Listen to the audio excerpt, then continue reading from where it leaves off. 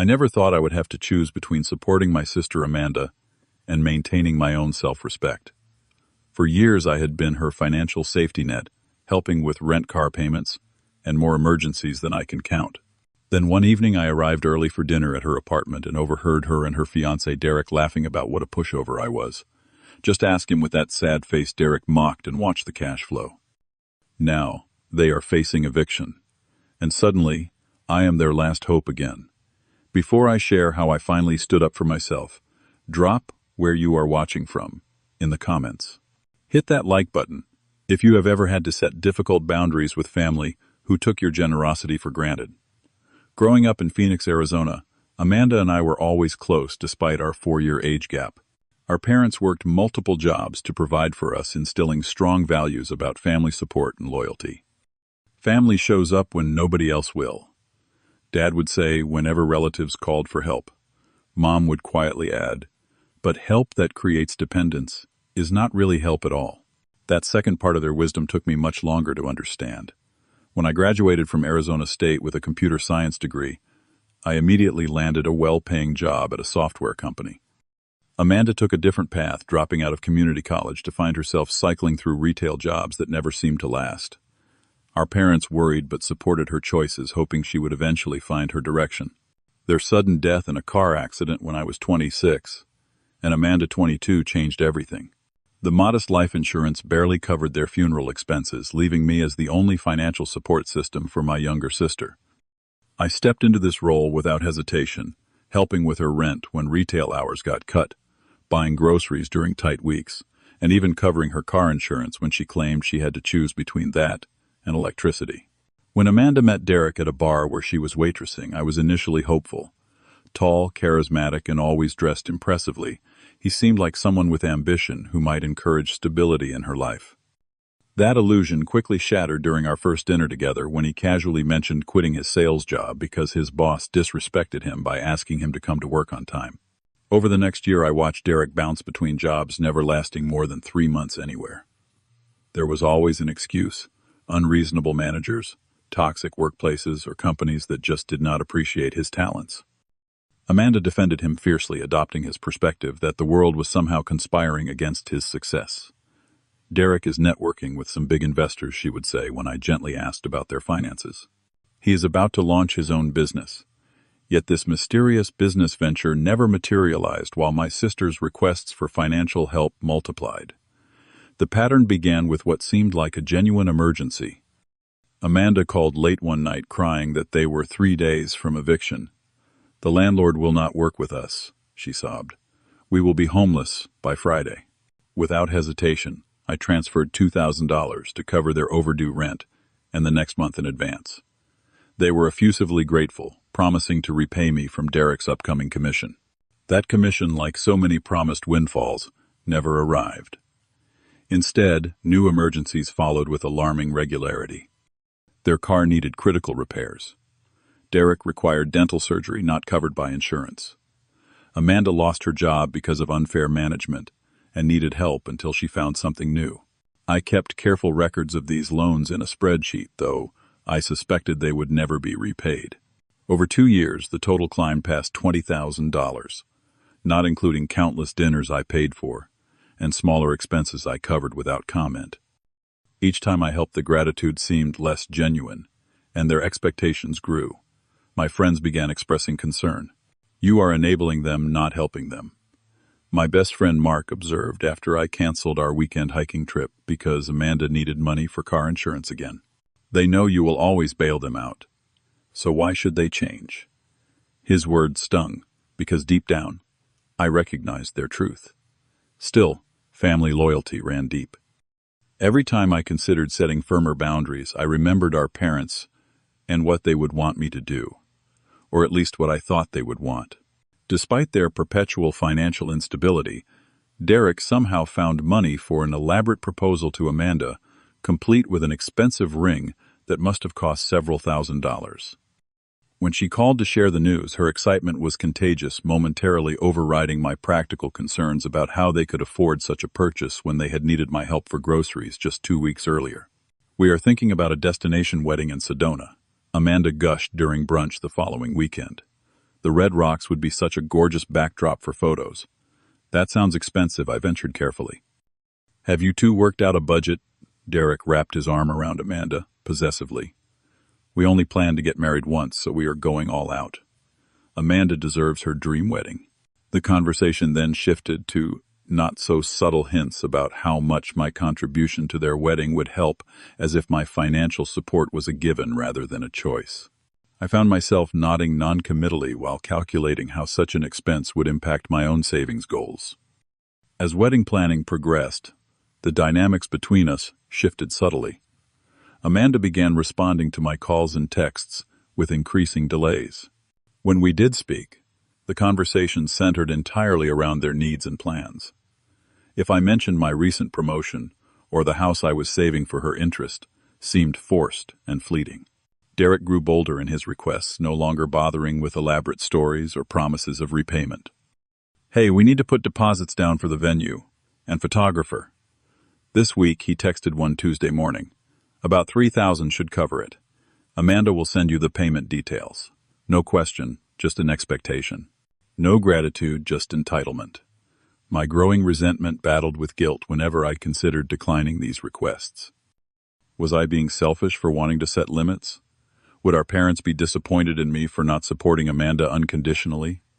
These questions kept me trapped in a cycle of reluctant giving, even as my instincts screamed that something needed to change. The moment everything shifted happened on a warm Friday evening in September. Amanda and Derek had invited me for dinner at their apartment, a rarity, since they usually angled for restaurant meals at my expense. Derek is cooking his special pasta, Amanda had texted. Come by around 7. I arrived 20 minutes early, hoping to catch up with Amanda alone before Derek dominated the conversation with his latest business schemes.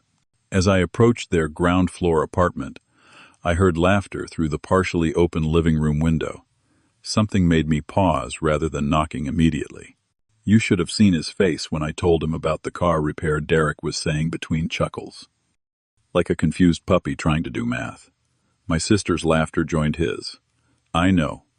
And then he just opens his banking app without even questioning it. God, my brother is such a sucker. All I have to do is tell him some sob story about how the big bad world is against me. Derek continued his voice, shifting to a mocking tone that was clearly meant to imitate me, and watch the cash flow in. Your brother is my favorite ATM baby. No PIN required. The sound of their laughter felt like ice water in my veins. 3 years of support, of sacrificing my own financial goals, of genuine concern for their welfare, reduced to a joke between them. I stood frozen, wondering if I had somehow misinterpreted what I was hearing. The best part is how he gives that financial advice while handing over the money, Amanda added. Like, we get it, you are successful. Just give us the cash and spare us the lecture. Any hope of misunderstanding vanished. I took a deep breath, walked to their door, and knocked firmly. The sudden silence from inside was deafening. After a moment, Derek opened the door, his practiced smile faltering slightly when he registered my expression. Hey man, you are early, he said, attempting casual normalcy. I walked past him into their living room, where Amanda was arranging silverware on their dining table. She looked up with a smile that died as she registered my demeanor. Is something wrong? She asked, her voice unnaturally high. I was just wondering, I said quietly. How long have I been your favorite ATM? Their faces went pale simultaneously. Derek recovered first, slipping into damage control. Man, you totally misunderstood. We were just joking around. Amanda nodded vigorously. It was just stupid humor, not serious at all. You know how we kid around. Making fun of me while taking my money is your idea of kidding around. The calm in my voice surprised even me. Derek stepped forward, hand extended placatingly. Look, we appreciate everything you do for us. Sometimes you just need to laugh about stuff when times are tough, you know. No harm intended. It was just a joke, Amanda insisted again, her eyes now glistening with tears that seemed to appear on command. You are taking this way too personally. I looked around their apartment, noticing for the first time how many things I had paid for. The television, the couch, the dining table where our dinner would have been served. All purchased during emergencies when they claimed to have nothing. Without raising my voice or making a scene, I simply picked up my keys from the entry table where I had set them. I will not be staying for dinner. I think we all need some space to reconsider our relationship." Their protests followed me to the door. Amanda's tearful pleas and Derek's increasingly desperate justifications. I closed the door on both, sat in my car, and finally allowed the hurt to wash over me. Not just the pain of their mockery, but the deeper wound of realizing how thoroughly I had been used by the person I had sacrificed so much to protect. That night, I drafted a detailed email with a spreadsheet attached. The subject line read simply, "Financial Support Summary." The document listed every loan, gift, and bill payment I had made on their behalf over the past 3 years, totaling just over $27,000. The email itself was brief. "Amanda and Derek the First have attached a complete record of the financial support I have provided since you began dating. I do not expect repayment, as I now understand these were never truly loans in your eyes. Going forward, I will no longer be providing financial assistance of any kind. I am willing to help with financial planning, job searching, or other non-monetary support if you are genuinely interested in becoming independent. I will always be your brother, Amanda, but I cannot continue to be your bank." The response came within minutes. A long, emotionally charged message from Amanda accusing me of being vindictive, heartless, and abandoning family when they needed me most. There was no acknowledgement of their behavior, no hint of remorse. For the mockery only outrage that I would dare to cut off their financial supply.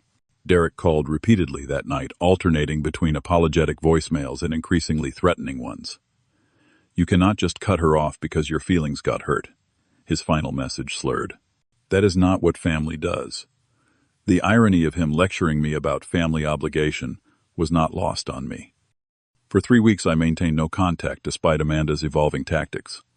First came angry messages, then tearful pleas, followed by extended family members calling to ask why I was punishing my sister.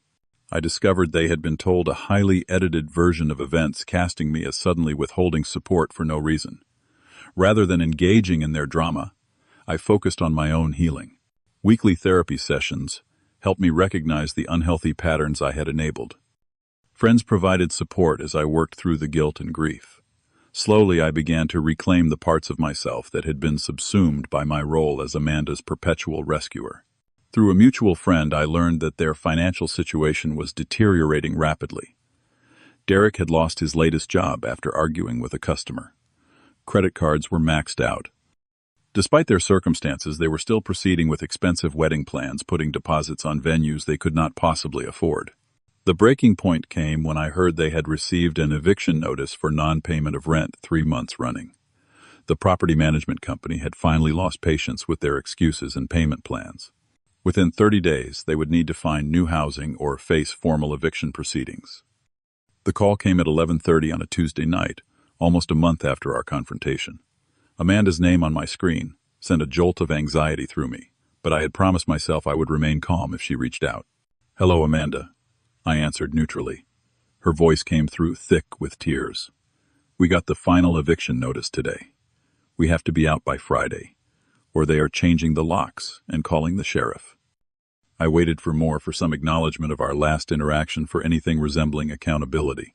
Instead, she continued, with what felt like a practice speech, about how desperate their situation was, how they had nowhere to go, how winter was coming, and they could end up homeless. "I understand this is difficult," I replied when she finally paused. "What are your plans?" "Plans," she repeated incredulously. "That is why I am calling you. We need help. We need $7,000 to catch up on rent and stop the eviction." I was clear in my email that I will not be providing financial assistance anymore. I reminded her gently. "I can help you look for affordable housing options or connect you with social services if needed." Her tone shifted instantly from pleading to cold anger. "So you are really going to let your only sister be homeless because of one stupid joke? Is your pride worth more than my safety? This is not about one joke, Amanda. This is about years of financial dependence and disrespect. I am offering real help toward independence, not another temporary bailout." She hung up without responding. Over the next few days, Derek escalated the pressure campaign. He called from different numbers when I blocked his. He sent emails with increasingly desperate subject lines. He even involved their friends, who sent messages urging me to do the right thing and be the bigger person. When those tactics failed, Derek tried intimidation, calling my workplace and asking to speak to my manager about a family emergency. Fortunately, my assistant recognized the manipulation attempt and shielded me from what could have been a professionally embarrassing situation. The most shocking escalation came when they appeared unannounced at my home on Saturday morning. Derek pounded on my door loud enough to alarm my neighbors, while Amanda stood by looking simultaneously embarrassed and determined. When I opened the door, Derek immediately pushed his way into my living room, Amanda trailing behind him. "This has gone on long enough," he announced, as if conducting a business negotiation. "We need to resolve this situation today." "There is nothing to resolve," I replied, maintaining a calm I did not feel. "I have made my position clear." Derek pulled out his phone, displaying their wedding website. "We have $20,000 in non-refundable deposits for our wedding. The venue needs final payment in 2 weeks. Plus, we need the $7,000 for back rent and another $2,000 for the security deposit on a new place." He stated these figures as if reading me an invoice, an expectation of payment rather than a request. "That will not be happening," I said firmly. "I can offer to help Amanda create a realistic budget look for affordable housing and develop a financial plan that does not involve my checkbook. Those are my terms." Derek's face contorted with rage. "Your terms? Who do you think you are? You have the money, you could fix this with one transfer. You are just being petty and vindictive because you overheard some private jokes." As his voice rose, I noticed Amanda watching him with an expression I had never seen before, a mixture of embarrassment and dawning realization. Something was shifting behind her eyes as Derek continued his tirade, now pacing my living room and listing all the ways I had failed as a brother. "Derek, stop," she finally said, her voice small but firm. "This is not helping." He rounded on her immediately. "Do not tell me to stop. Your brother is about to make us homeless because his feelings got hurt. Do you want to live in our car? Do you want to cancel our wedding?" "Maybe we should cancel it," she whispered, then louder. "Maybe we should cancel the wedding. We cannot afford it."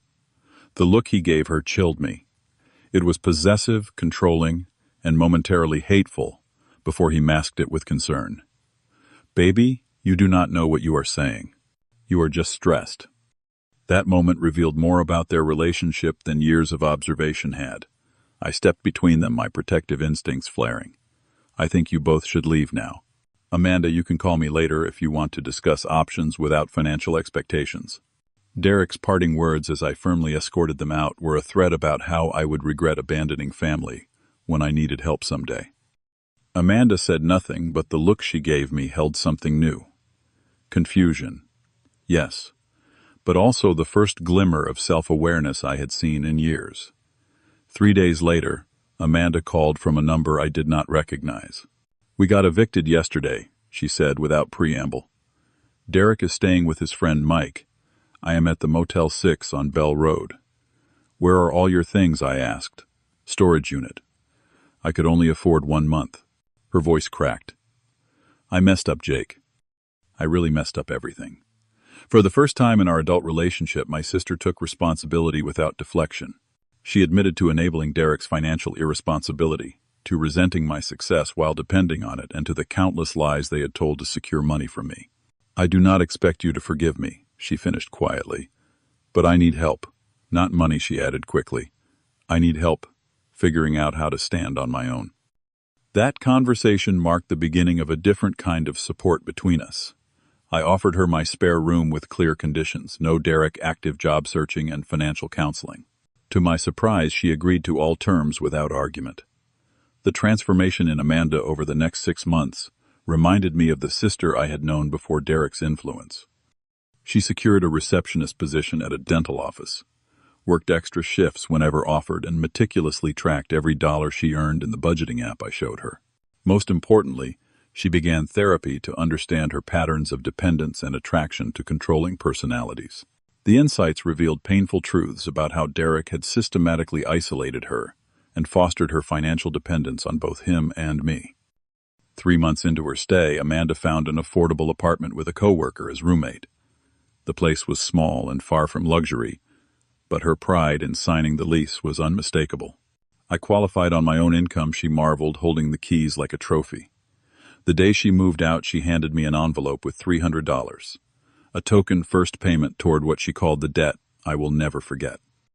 I tried refusing, but her insistence revealed how important this symbolic repayment was to her recovering self-respect. The wedding was officially canceled, deposits forfeited. The expensive engagement ring was sold to cover some of their shared debts. Derek did not accept these changes gracefully, alternating between love-bombing Amanda with promises of change and threatening her with various consequences for leaving. When these tactics failed to win her back, he appeared at her workplace with the same manipulative approach he had used on me. Tears, declarations of change, and when those failed, anger and intimidation. Amanda's new boundaries held firm, reinforced by her support system of co-workers, new friends, and me. After 6 months of failed attempts to regain control, Derek finally moved to California for a major business opportunity that I suspected was as nebulous as his previous ventures. Amanda's relief was palpable, as if a physical weight had been lifted from her shoulders. 1 year from the night I overheard their mockery. Amanda and I met for dinner at a casual restaurant she had chosen and insisted on paying for. Now an office manager, after a rapid promotion, she proudly handed her credit card to the server without calculating whether she could afford it, because she knew she could. Remember when Mom used to say that help that creates dependence is not really help, she asked over dessert. I finally understand what she meant. You giving me money was never really helping me. I was trying to, I admitted. I just did not know how. We both had to learn, she said, reaching across the table to squeeze my hand. Thank you for loving me enough to stop enabling me. The sister sitting across from me had found not just financial independence, but a sense of self-worth that money could never provide. She had recently begun taking night classes toward finishing her business degree, had developed healthier friendships, and was even cautiously dating someone who respected her independence.